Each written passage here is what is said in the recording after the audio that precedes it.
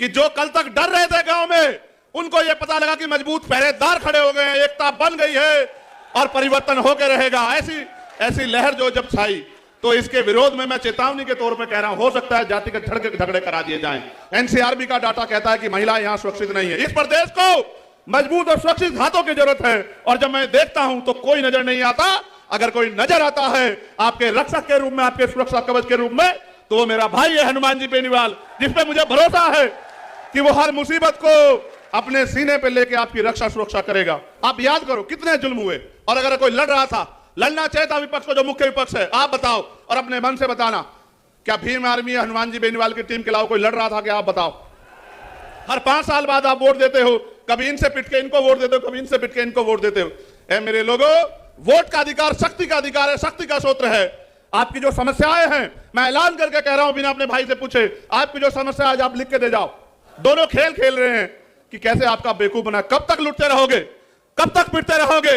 ये एकता बन गई है, इसको रोकने के लिए षड्यंत्र होंगे, लेकिन इसको कोई और नहीं रोक सकता। इसको रोकोगे तो आप, और इसको ताकत दोगे तो आप। दोनों लड़ाके हैं और ऐसी लड़ाई लड़ेंगे कि सब लोग याद रखेंगे। इसलिए कह रहा हूं, बहुत दिन हुए आपको लोगों को बनाते हुए। मैं आपसे पूछना चाहता हूं कि क्या मैं आपकी रक्षा सुरक्षा की जिम्मेदारी हनुमान जी बेनीवाल को दे दूं या ना दे दूं? बताओ। नहीं, दोनों हाथ उठा के बताओ, जोर से आवाज जानी चाहिए। वहां सचिवालय में जो सेक्रेटरी बैठे, अंडर सेक्रेटरी बैठे, उनको पता लग जाए कि कोई भी साजिश करने से पहले याद रखना, ना इधर ना इधर, बिल्कुल सीधे चलेंगे। हमारा झंडा और डंडा दोनों मजबूत है, इस बात को आप लोग याद रखना। मैं मंच के लोगों से पूछना चाहता हूं, क्या मैं ये कहूं कि आए इस प्रदेश के होने वाले मुख्यमंत्री हनुमान जी बेनीवाल है? बताओ, क्या आप इस पर सहमत है? तो दोनों हाथ उठा के स्वागत और समर्थन करो। 3 तारीख का दिन होगा और मेरा जन्मदिन है, और उस जन्मदिन के दिन जब रिजल्ट्स आएंगे,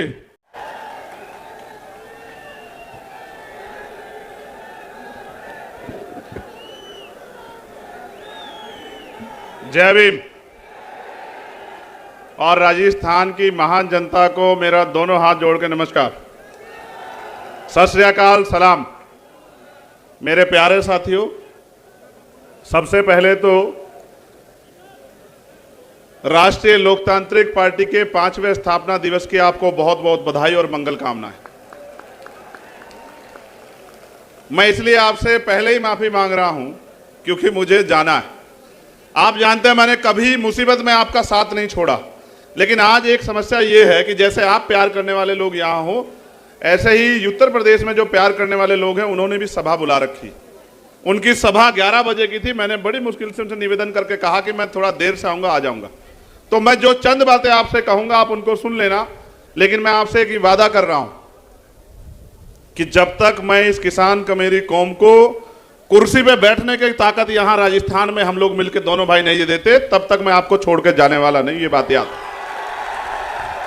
इस मंच पर उपस्थित भीम आर्मी, आजाद समाज पार्टी, राष्ट्रीय लोकतांत्रिक पार्टी के सभी सम्मानित नेतागण, हमारी पार्टी के प्रभारी अध्यक्ष और एक एक हमारे कार्यकर्ता प्रत्याशी, और आज इस सभा के दूल्हे के रूप में जो यहाँ मौजूद हैं, वो जो राजस्थान की जान शान है, जिसको दूर से मैंने लड़ते देखा आपके हक अधिकारों के लिए, और लड़ने का हौसला तो मंच पे भी दिखा देते हैं कभी कभी। मैंने तो ये जिम्मेदारी ली है कि मैं इनको रोकता रहूंगा।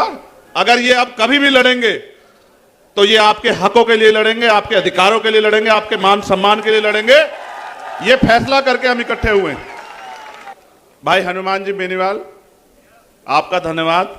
आपने इस रैली में हमें आमंत्रित किया। बहुत कम समय में आपने बहुत बड़ी ताकत यहां दिखाई।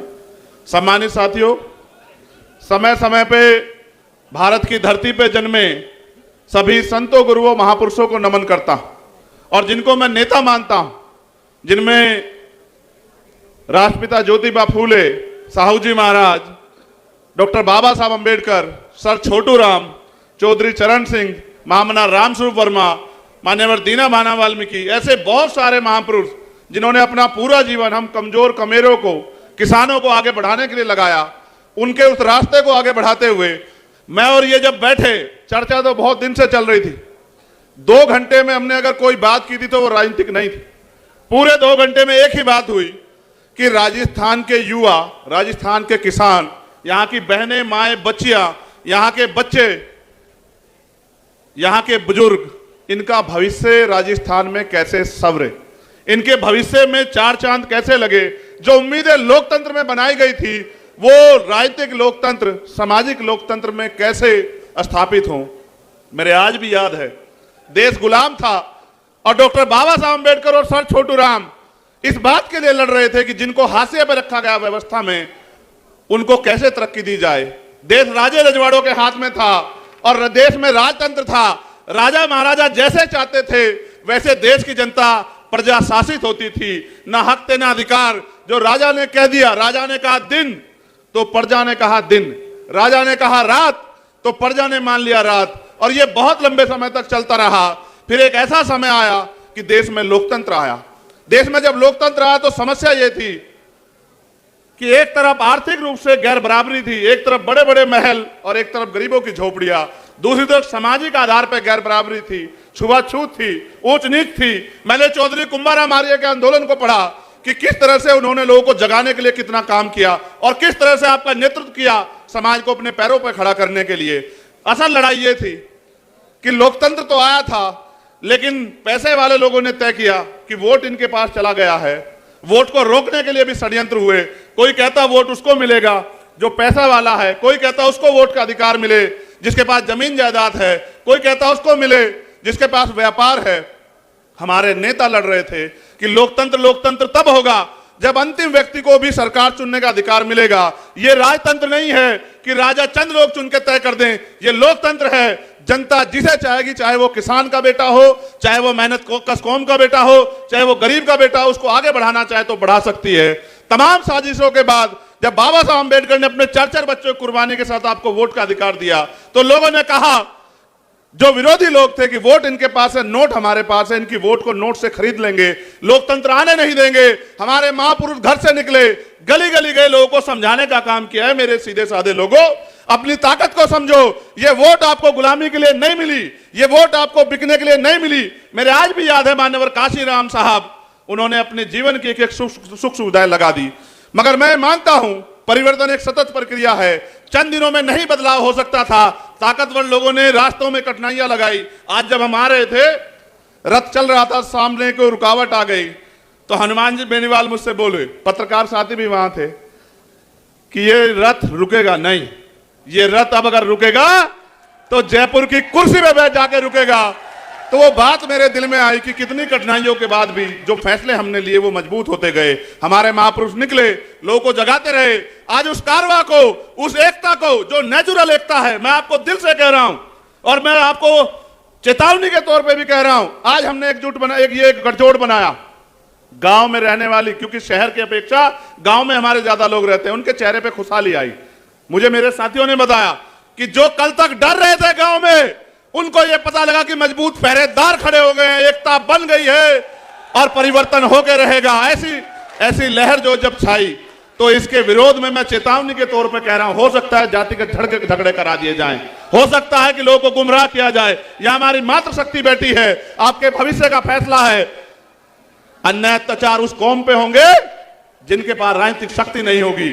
और मैं नौजवानों से कहना चाहता हूं, अगर अपना उचित भविष्य चाहते हो, रोजगार चाहते हो, 90 लाख वोटर हो आप लोग राजस्थान में, जो नौजवान है जो फैसला करेगा कि कुर्सी पे कौन बैठेगा, मैं उन सबको कहना चाहता हूं। मैं एक नौजवान हूं, बेरोजगारी के दर्द को समझता हूं और यह भी समझता हूं कि किस तरह माँ बाप अपने बच्चे का पेट काट काट के आगे बढ़ाते, जमीन पे गिरवी रख के। और किसान का मेरी कौम से आता तो जानता हूं। हमारे तो सारे रास्ते बंद कर दिए। हमारे लोग आर्मी में चले जाते थे तो अग्निवीर बना के हमारा फ्यूचर खत्म कर दिया।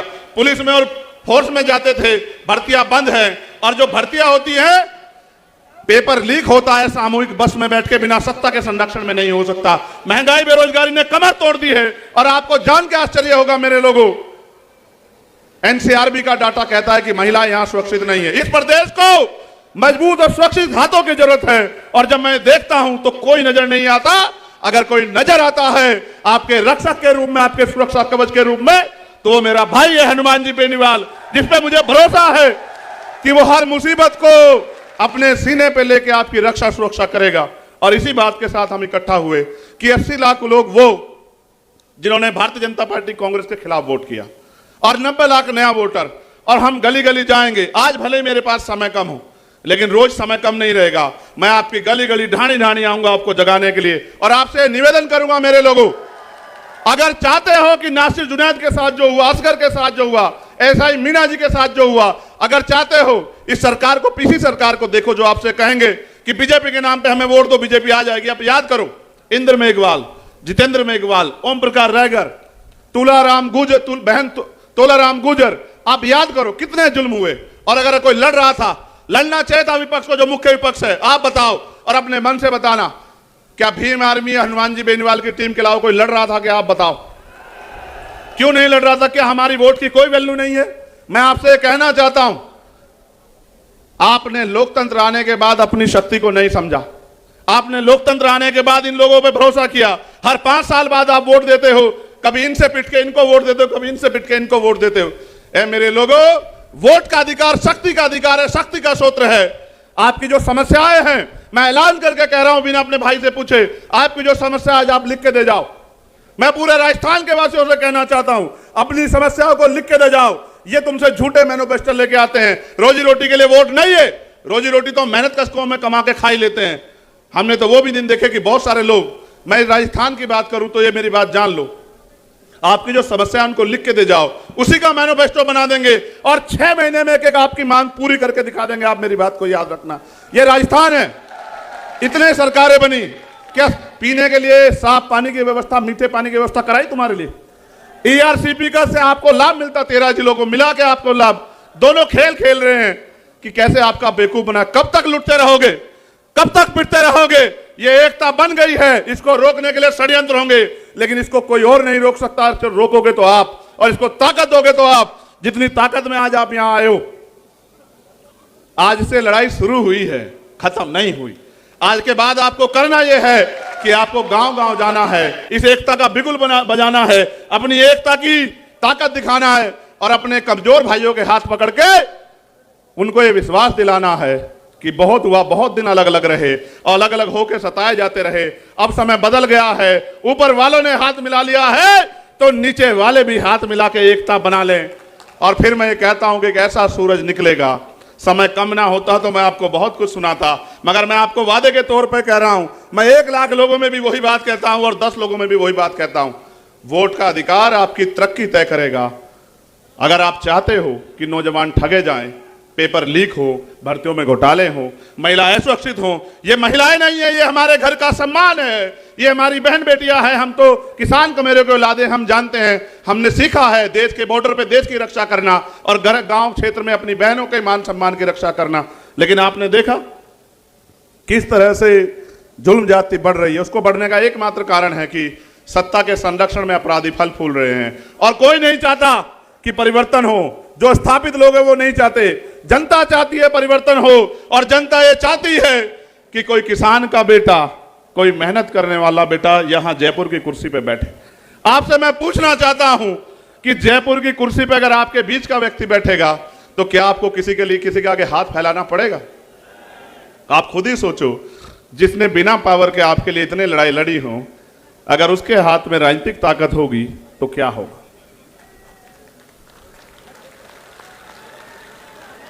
वो आपको बहकाने का प्रयास करेंगे, आपको बांटने का प्रयास करेंगे, आपको लालच देने का प्रयास करेंगे। आपने देखा नहीं, जब से मोर्चे की शुरुआत हुई, कहीं की तो लिस्टें बदल गई हैं, कहीं की लिस्टों पे रिव्यू चल रहा है, कई घोषणाएं गारंटी दी जा रही है। मैं ये पूछना चाहता हूं, जिनकी सरकारें थी उनको गारंटी क्या जरूरत है? कर देते ना। अगर आप नहीं कर सकते ये मौका दे के देखो हमारे भाई को, फिर आप बताना आपका 5 साल का काम और अब 6 महीने में जो करेंगे, इतिहास याद रखेगा कि किसी बहादुर ने ताकत संभाली है। इसको, इस बहादुरी को आगे बढ़ाओ, गांव गांव गली गली जाके इस एकता को बनाओ। ये नीला और पीला एकजुट होके आगे बढ़े। एक और षड्यंत्र होगा, मैं अपने सीनियर लोगों को कहना चाहता हूं, मीडिया के लोगों ने कहा, इसलिए मैं हनुमान जी बेनीवाल का और अपने साथियों का ध्यान आकर्षित करूंगा। वो कहते हैं दलित और जाट का गठबंधन हुआ है। झूठ। दलित और जाट तो इसके पिलर हैं। वो तो अपने कंधे में बिठा के इस प्रदेश की सत्ता तक हनुमान जी बेनीवाल को लाने वाले हैं। वो तो इसके पिलर हैं। लेकिन ये असल गठबंधन हर पीड़ित का है, कमजोर का है। ये झूठी बातें मत करो बांटने वाली। ये किसान कमेरे का उस सोच का गठबंधन है जिस सोच से परिवर्तन होगा। अगर ना आता लोकतंत्र, ना होते अवसर, आपकी गलियों में कोई नहीं आता मेरे लोगों, आपसे बात कोई नहीं करता। ये वोट का अधिकार है जो आपके पास लोगों को खींच के लाता। इस बार दूरी कर दो उनसे जो आपके अधिकारों से दूरी जाते हैं। लोकतंत्र खतरे में है, लेकिन बचाएगा कौन? ये जो नीले झंडे वाले हैं, ये जो किसान कमेरों के बेटे, मैं पूछना चाहता हूं कि अगर भारतीय संविधान खतरे में है तो ये स्थापित दल तो यही है, क्यों खतरे में आया? क्योंकि उनको फर्क नहीं पड़ता कि गरीब की जिंदगी में उजाला कैसे आएगा। अगर वास्तविकता में चाहते हो, ये आज के ये सिर्फ विधानसभा का अलायंस नहीं है, हमने तय किया है कि उत्तर भारत में हम इस अलायंस को लेके जाएंगे। और इसका प्रशिक्षण बताता हूं, मीडिया के लोग एनालिसिस कर लेना। उत्तर प्रदेश के खतौली में एक सीट पड़ती है जो 3 बार से भारतीय जनता पार्टी जीतती आई, 3 बार से, और वो कहते हैं हमारी घर की सीट है। और मीडिया ने भी कहा इसको हरा नहीं सकते। जब हमने वहां किसान कमेरों का गठजोड़ बनाया तो 22,500 से हरा के भेजा भारतीय जनता पार्टी को, 22,500 से, क्योंकि हम काम करना जानते हैं और हम ये भी जानते हैं कि लड़ाई कैसे लड़नी है, और हम ये भी जानते हैं कि किसको कैसे तैयार करना है। मैं मानता हूं कि हम दोनों की ताकतें एक जैसी हैं, दोनों भाइयों की। कहते हैं संघर्षों के साए में घनघोर जवानी पलती है और इतिहास उधर झुक जाता है जिस ओर जवानी चलती। मैं इनको रोकता रहूंगा सिर्फ इसलिए कि कहीं कोई किसी साजिश के शिकार ना हो जाए। ये आदमी मन से बड़ा सच्चा है, गुस्सा इसलिए करता है। क्रिकेट अगर देखोगे तो समझ आएगा, जो ऑलराउंडर होता है ना वो सारी पिच पे घूमता फिरता है कि कहीं से टीम कमजोर ना पड़ जाए, इसलिए अपने लोग को डांटता है और मन से डांटता है, प्यार करता है, वैसे नहीं डांटता। और अब तो आपकी टीम पे 2-2 ऑलराउंडर है, 2-2 ऑलराउंडर है आपकी टीम पे, और दोनों लड़ाके हैं और ऐसी लड़ाई लड़ेंगे कि सब लोग याद रखेंगे। इसलिए कह रहा हूं, बहुत दिन हुए आपको लोगों को बनाते हुए।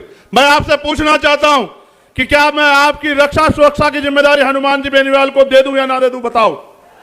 नहीं, दोनों हाथ उठा के बताओ, जोर से आवाज जानी चाहिए। वहां सचिवालय में जो सेक्रेटरी बैठे, अंडर सेक्रेटरी बैठे, उनको पता लग जाए कि कोई भी साजिश करने से पहले याद रखना कि एक ऐसा विकल्प बन रहा है जो राजस्थान की तकदीर तो बदलेगा, लेकिन राजस्थान की तकदीर और राजस्थान के नौजवानों के सपने कुचलने वालों को भी सबक सिखाने का काम करेगा। इसलिए मैं आपसे कहना चाहता हूं, मैं आपकी हर रैली में आऊंगा, खूब मेहनत करेंगे और जो भी पीड़ित है, शोषित है, उसकी लड़ाई लड़ेंगे। और असल मजा तब आएगा जब राजनीतिक शक्ति आपके हाथ में आएगी, फिर ना कोई पेपर लीक होगा। मैं तो पर्सनल एक एक्सपीरियंस बताता हूं। मेरे पिताजी प्राइमरी स्कूल के हेडमास्टर थे।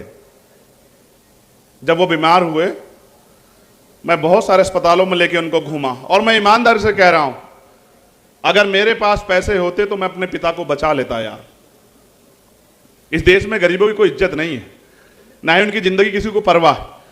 और फिर मैंने तय किया कि मैं अपने पिता को नहीं बचा पाया, लेकिन मैं प्रयास करूंगा संघर्ष करके अपने साथियों के साथ कि किसी और के पिता को, किसी की बहन को, मां को अच्छा इलाज ना मिलने कारण मरने ना दूं। मैं बहुत कुछ सह के देख के आया। जब मैं ये लड़ाई लड़ने गया तो मुझे उठा के जेल में बंद कर दिया। 16 महीने में जेल में रहा। एक एक रात मैंने इस उम्मीद के साथ काटी कि जब मुझे अवसर मिलेगा काम करने का तो फिर मैं जो मेरे दिल में दर्द है उसको करके दिखाऊंगा। और ये लड़ाई चलती रहेगी। आज तो शुरुआत हुई है, आने वाला कल सुनहरा होगा। मेरे इस बात को आप वो कर लो, गिठा बांध लो कि ये प्राकृतिक गठबंधन राजस्थान के भविष्य का फैसला करेगा। लेकिन इसको धार तब मिलेगी जब आप अपनी जिम्मेदारी उठाओ। क्या आप अपनी जिम्मेदारी उठाने के लिए तैयार हो? क्या आप इस एकता को गांव में जाने के लिए तैयार हो? आज तो मीडिया के लोग बड़ा वो आपका प्रचार करेंगे, लेकिन रोज नहीं करेंगे। क्या आप अपनी पार्टियों के, अपने अलायंस का प्रचार करने के लिए तैयार हो? क्या आप गली गली जाके लोगों को सिखाने समझाने के लिए तैयार हो? देखो, जब राजतंत्र था तलवारों से फैसले होते थे, अब लोकतंत्र है, आपको अंगूठा अपने अलायंस के पक्ष में दबाने के लिए तैयार करना है। और एक बार ये कलम की ताकत दे के देखो बस, फिर देखना कि किस तरह आपके भविष्य के फैसले आपके पक्ष में होते हैं। तो मैंने आपसे कहा अपनी समस्याओं का एक एफिडेविट बना के दे जाना। उस एफिडेविट को 6 महीने में पूरा कराएंगे अगर आपने जिम्मेदारी से काम किया। ये मेरा आपसे वादा। बहुत बहुत धन्यवाद। बहुत जल्द आपसे मुलाकात होगी। फिर मैं आखिरी बार दोहरा रहा हूं, शोषण उसका होगा जो कमजोर होगा, और जो राजनीतिक रूप से कमजोर होगा वो सताया जाता रहेगा। आप तय कर लो कि आप इस प्रदेश में सताए जाने वालों की श्रेणी में रहोगे या आप इस प्रदेश में तरक्की करने वालों की श्रेणी में रहोगे, फैसला आपको करना है। ना इधर ना इधर, बिल्कुल सीधे चलेंगे। हमारा झंडा और डंडा दोनों मजबूत है, इस बात को आप लोग याद रखना। मुझे आने की जरूरत नहीं पड़ेगी, जब हमारे नेता यहां कुर्सी पे बैठ जाएंगे मुझे आने की जरूरत नहीं पड़ेगी। तो मैं फिर कह रहा हूं, मैं मंच के लोगों से पूछना चाहता हूं, क्या मैं ये कहूं कि आए इस प्रदेश के होने वाले मुख्यमंत्री हनुमान जी बेनीवाल है? बताओ, क्या आप इस पर सहमत है? तो दोनों हाथ उठा के इसे स्वागत और समर्थन करो। 3 तारीख का दिन होगा और मेरा जन्मदिन है, और उस जन्मदिन के दिन जब रिजल्ट्स आएंगे तो आज जो आपके दिलों में जो वो ताकत बन रही है, ये ताकत वोट में बदल देना। तो 3 तारीख को जिस दिन रिजल्ट आएगा उस दिन आप देखना। हमारे हरियाणा के एक नेता कहा करते थे कि वारे नारे ना कर दिए तब फिर बताना। तो वारे नारे ही कर दिए जाएंगे। किसानों, अमीरों के, नौजवानों के और जो कर्मचारियों की समस्या है, पिछली बार छूट गई थी, इस बार नहीं छूटेगी।